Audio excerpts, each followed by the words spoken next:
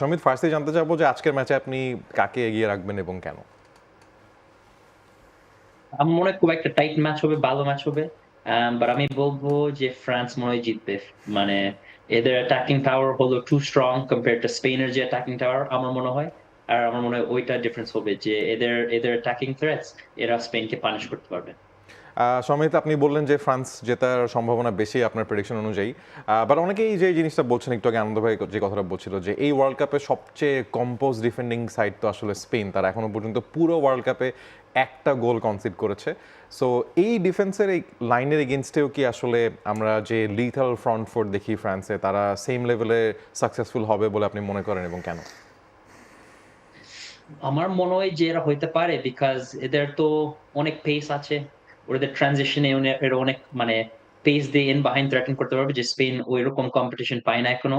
নতুন Surf Excel expert white সাদা কাপড়কে করে 5 শেড পর্যন্ত সাদা। আসল হোয়াইট মানে এক্সপার্ট হোয়াইট। আর স্পেনদের ফুলব্যাক তো অনেক অনেক অ্যাটাকিং ফুলব্যাক, মানে অনেক আগায় যায়, অ্যাটাকে জয়েন করে লাইক কুকারেয়া, পোরো। সো ওইটার দিকে আমার মনে হয় স্পেস থাকবে তোমার ডেমবেলে, বারকোলা, ওলিসে, এমবাপ্পে।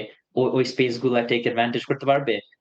আর ওইটার জন্য ওইটার দিকে আমার মনে হয় এরা বোধহয় ওই সাকসেসটা পাবে পানিশ করতে স্পেনকে।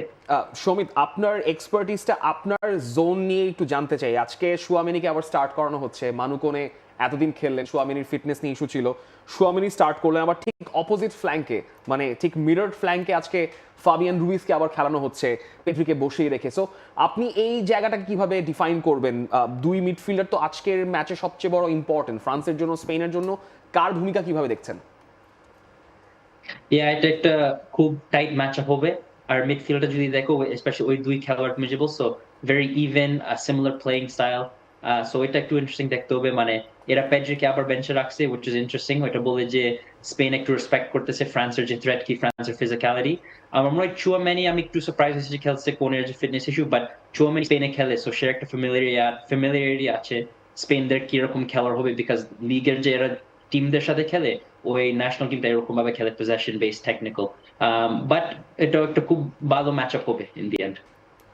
সমিত, আমরা জানি যে আজকে দুটা টিমে আমরা কিছুটা বার্সা রিয়াল একটা ব্যাটেলও দেখতে পারবো। If you talk about Yamal and Mbappe, if you talk about Cucurella and Tchouaméni as well. So how do you see the Barca Real experience coming into this game being impactful? For sure এটা একটা বড় element.